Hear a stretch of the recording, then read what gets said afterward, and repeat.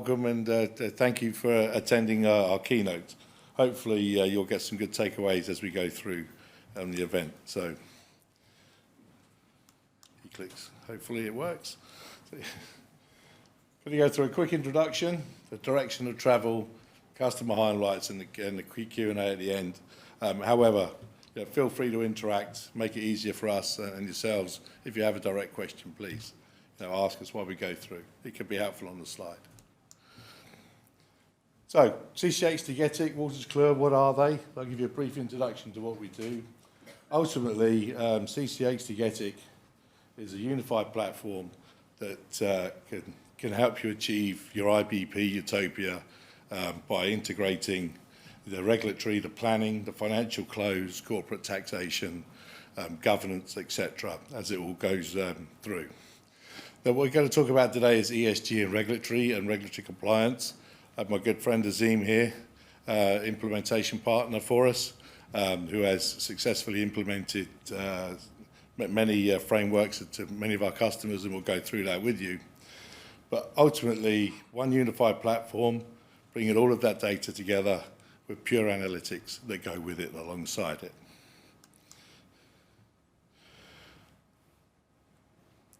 So, for the first time in history, companies are required to report on both financial and non-financial data. It is a major change. Forgive me for reading the slides, but they're constructed this way for us. The right technology can bring clarity to complexity by helping your organisation collect, report, analyse and assure the accuracy of your financial and non-financial reporting.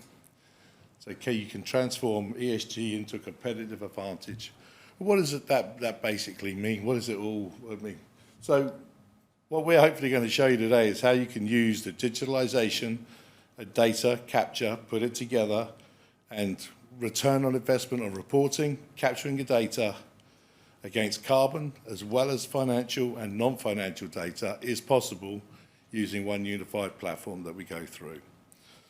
Someone would go so far to say is the ESG and the finance data are so closely aligned that the starting blocks of all IBP utopia is the beginning. Remember, the invoice value will have to turn at some point into carbon for a reporting process as we go out. With that in mind, I'm going to hand over to Azim. You'll take the floor and away we go. Thanks very much. Can you hear me okay, everyone? Yeah? Jolly good. Okay, so let me start by asking you a question. So who here exercises once or more per week? And if you do, can you please raise your hand? So once or more, raise your hand. That's great. Thank you very much. So a lot of you do. Keep your hands up if you don't mind. Yep, keep your hands up. Okay, now if you use an app to track your performance, like a Strava or a Fitbit or something like that, keep your hands up. Okay, so some hands went down, but a lot of you stayed up. Okay, great. So what that tells us is, of you guys who regularly exercise, a lot of you track your own performance. I do the same thing as well. So I've signed up for a 10K run, the 2nd of June, Hyde Park. It's my first run, my first sort of event that I'm doing in that way. And so what I did was I Googled the average time to complete a run for someone of my age. Okay, and it turns out that my own personal time was 15 minutes slower than the average novice time. Okay, so I'm a very slow runner. So for the 2nd of June, I've now set myself a target of 55 minutes, okay, which is the average novice time.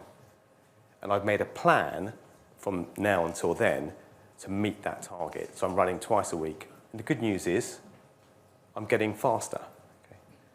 And if I carry on going the way I am, I'm going to meet my target. Okay? There's a reason to this story. I'm not just telling you about my running. Okay. So sponsorship. So why do we measure ourselves? Okay. So it feels like you guys do it, I do it, and top athletes do it as well. We measure ourselves to improve our performance. That's why we do it. Okay. So by measuring our performance, we can understand how we're doing today and where we need to get to, and we can make a plan to get there. So we plan, we do, and then we review. Okay? We make a plan, we do the activity, and then we review. And that is the performance management cycle. So a lot of your boards of apologies for the slides, there's something funny's happened there. But a lot of your board of directors will use the corporate performance management cycle to execute their business strategy and to achieve their corporate targets. They plan, they do, and they review. And it's the same for ESG targets. So, for example, for your SBTI targets, you may set a 50% carbon reduction for 2030, but how are you going to get there? What are you going to do to get there? You've committed it now. How are you going to achieve that? So you've got a number of projects and initiatives that you may be able to do. You assess the cost, you assess the likelihood, and you assess the risk on those projects and the impact you expect to gain from doing that project. So it could be anything, renewable energy, zero waste to landfill, etc. You then choose your projects that you're going to undertake, and then you execute them. But you don't stop there.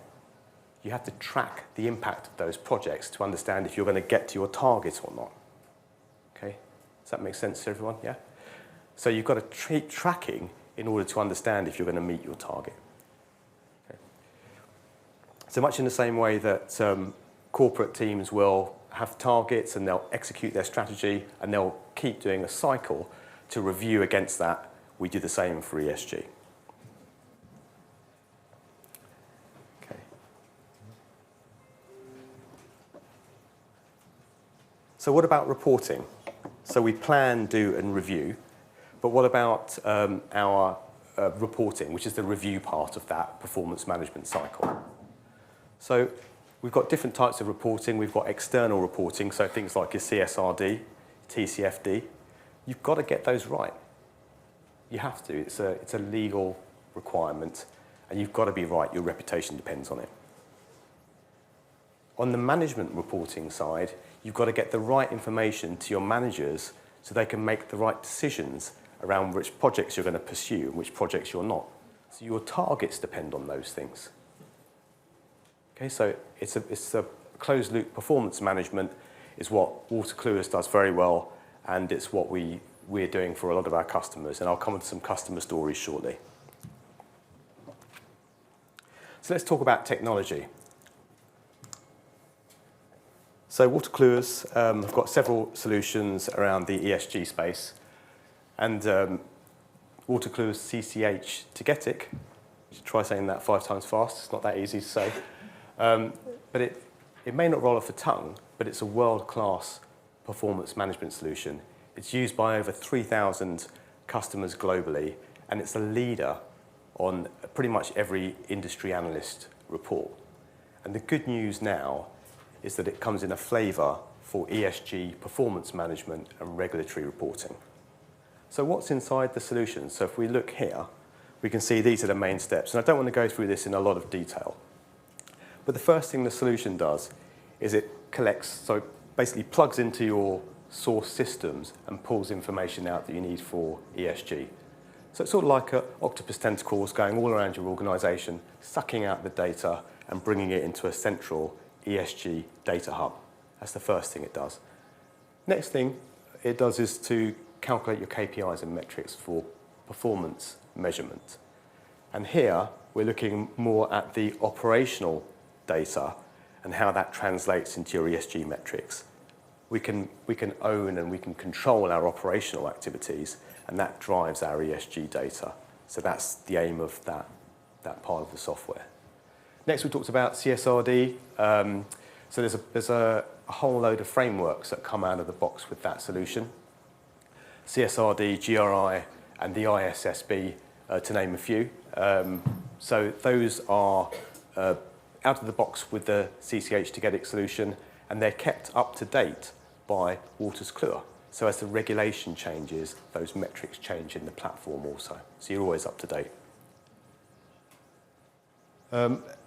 Disclosure is so the solution helps you to drive your annual reporting and also to prepare data for things like CDP and other ratings agencies. Analyse and plan, critically, that's the area we talked about before. It's really important to have your planning as well in the solution so you can understand how you're going to achieve your targets.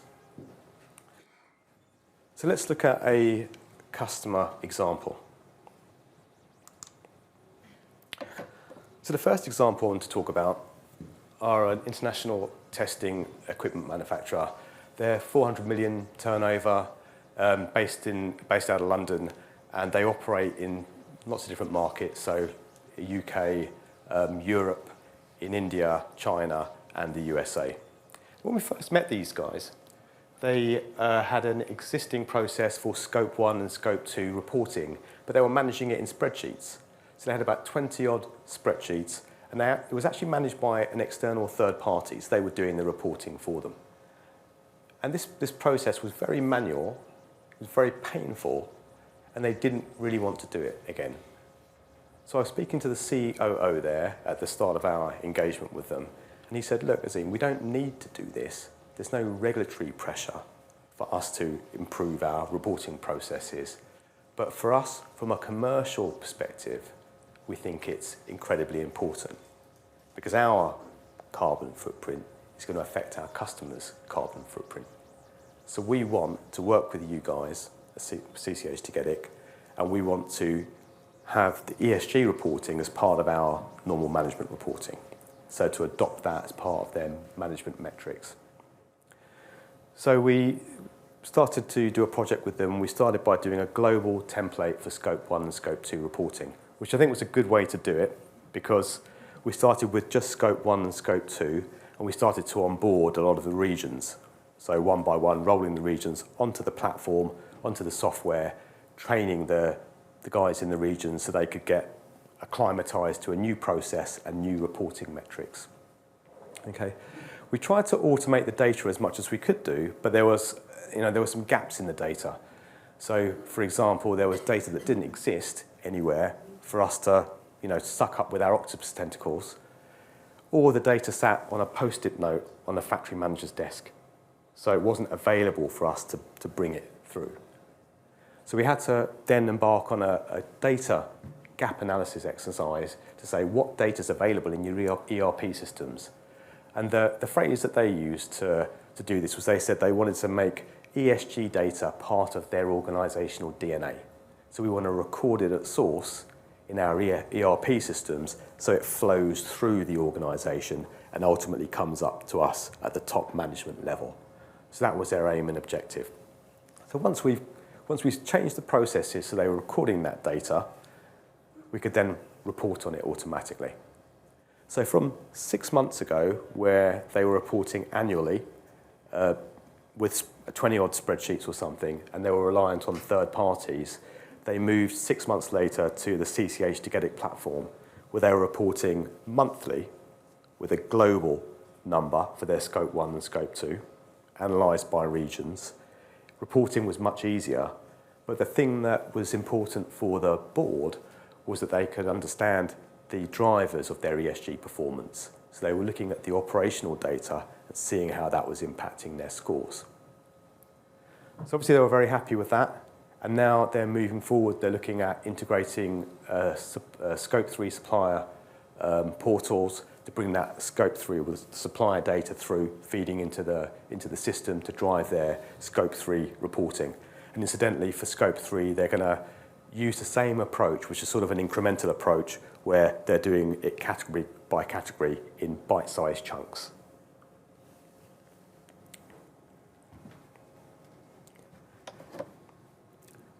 So the next example that I want to go through is it's a slightly different organisation. I'll let you have a look at there's a lot of text on this slide. I'll let you have a look at that. That's what I say when I don't know what to say next. So this organisation has several billion turnover, with I think around 60 plants in different countries all over the globe. And they were much more mature in their ESG performance reporting journey, let's say. Okay, so they had an existing solution, and but it was a very manual process. So they had an existing reporting solution, yet they had a good reporting cadence. They ran it monthly, but it was very manual. So the factory managers and the sort of HC managers were typing in data on a monthly basis. So their ask was a bit different. They said, we know there's going to be more reporting coming. Our clunky process we have right now is not going to work. So we want to do a number of things. We want to basically to automate the data to bring it into a central repository. So they had basically a patchwork of systems all over the organisation. They had several ERP systems, different HR systems, data warehouses, Excel files, probably Post-it notes. They had everything basically, you name it, they had it. So job number one was to bring all that information together into one place. Second thing was to automate their CSRD reporting. So they're already on the GRI index and already doing that. Now they needed to move to CSRD. And with the size of their organisation, they knew it was going to be a significant undertaking. So they wanted to automate as much of that as they could do. Third thing was customer-specific reporting. So the sustainability guys were getting a lot of pressure from the commercial guys. And the commercial guys were saying, our customers are now asking us, what's the carbon related to your activity that you do for us guys? So that was a pressure from the commercial guys on the sustainability teams, meaning that customer-specific reporting was now becoming more important. And actually, that was a big pressure for us as we started the projects. The customer teams were really applying a lot of pressure, saying we need this information now. Final thing was projects and understanding how they contribute to their targets, basically. So that's, as I discussed before, bringing through project or initiative level detail into the system so you can then track that across time and you can understand which projects are working to a degree, because we know that's very difficult to track depending on the type of project. But by putting it in the system, you've got a point of reference, and over time you can see how those projects evolve. So, so that's what they asked us to do. So all of that, the last 3 or 4 minutes was just what they said, this is what we want to do. So how did they do it? They had 2 work streams. One was the data work stream, and these guys were just purely focused on establishing where there were data gaps and then creating that data if it wasn't already existing. I'm glad I didn't work in that work stream. And the second one was ESG platform, and that was the one I worked in, and that was using the CCH Tagetik platform to do all of the above, so all the things we talked about. Okay. So where did CCH Tagetik help them, I guess? What were the 3 key things that benefited them the most? The first one was a lot of the stuff came out of the box with the CCH Tagetik ESG platform. So things like the CSRD KPIs, the GRI KPIs, the outputs for CDP, analysis reports, a workflow to take their people through the process, all those things they needed came out of the box. We didn't have to build it. So that was a benefit. It was lower risk, and we could start things sooner. Yeah, because it's pre-configured content. The next benefit was the octopus tentacles, the fact that we could go in and suck the data up from different systems in their organisation. So a lot of systems can do that. For their ERP systems, you can understand, we had connectors in and we pulled the data out. But what really helped with them was they had a lot of unstructured data. So this was stuff that was just in a spreadsheet or something. So it was a tactical load of information for things like project information, and all the formats were different across the different regions. They had, USA had 100 projects that were in a certain format, and South America in a different format. So we were able to go and suck that information up from all those areas and bring that into the system as a one-off. So that sort of tactical agility really, really helped us with that particular customer. And the final thing that we're doing now, and we're currently ongoing with them, is putting projects into the system. So the aim is to have reg reporting, CSRD, all that sort of stuff, management KPI reporting, the targets that are set by SBTI, or with the SBTI, and then the profile of projects that helps bridge that gap to the target. So that's an ongoing activity, and they expect to get a lot of benefit from that, because right now their projects are all over the place in disparate places, and they don't have a kind of a bird's eye view of what the whole picture looks like. So by putting that in there and starting to track at a project level, they can get a real feel as to what's working and what's driving them towards their target. So both of these customers are on a journey, I guess you could say, of improving their ESG performance management. So what does that look like? So you can see here, this isn't a prescriptive sort of view of what the journey looks like. But this is probably, I would say, more of an average of our customers. And if we see here, we've got the sort of core requirements really are the management report, so ESG management reporting, that's your internal reporting, drive your management information, so you can make the right decisions around your ESG activity. Second thing was the CSRD, ISSB, so let's say the regulatory frameworks. So those have to be delivered. And then targets, the SBTI targets, and a breakdown of how you're going to achieve those targets by project. That was the important part there. So phase one, and this I guess is just, this is what we saw typically, was pretty much semi-automated within the CCH Tagetik solution. So it probably was basically getting off spreadsheets. So doing your scope 1, scope 2 carbon, some scope 3, probably spend-based in the early stages, and some social KPIs. And at that stage, what we'd see is customers couldn't report with a reporting cadence, a frequent reporting cadence, because it was still quite manual. Whereas they started to get real gains here at phase 2. And this was the integrating phase, where they're starting to plug into other systems and suck that data in to a central ESG data hub. They're also doing basic customer reporting and social KPIs, and social and governance KPIs. And the reporting cadence in that instance started to get more frequent. Phase 3 is more of your all singing, all dancing performance management for ESG. So in that, we've got links into supplier systems. That's driving our scope 3 numbers. We've got more advanced customer reporting and project impact reporting. And customers who are here typically had much more control over their ESG performance and much more of a say in the direction they're taking. Moving on a bit quickly. So, the last thing to say is, and I guess this slide hasn't quite come out just right. I don't know if you can see we've got some elements in there that are greyed out. But the software alone will never get you there. So you need to have different aspects of that journey, different levers you need to pull on at the same time to get you progressed in your ESG performance and regulatory reporting. So the system's important, the platform, for one, but that's no use if you haven't got the data. So you need the data to do your reporting. The data's no use if it's on a post-it note on your factory manager's desk. So it needs to be part of your DNA. It needs to be part of your ERP system. Your ERP system, it's changes that happen because you're changing processes. You're recording data at source that you need for your ESG reporting. And you need to take people along that journey. So people and processes are also very important. And planning and reporting, of course, that's the nuts and bolts of what we're talking about here. Reporting for regulation, for management purposes, and also planning to meet your targets.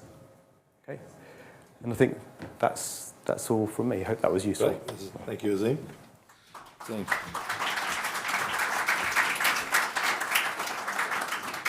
Just leave this slide there for a second if you do want to see the ungrayed out version, because it looks great here.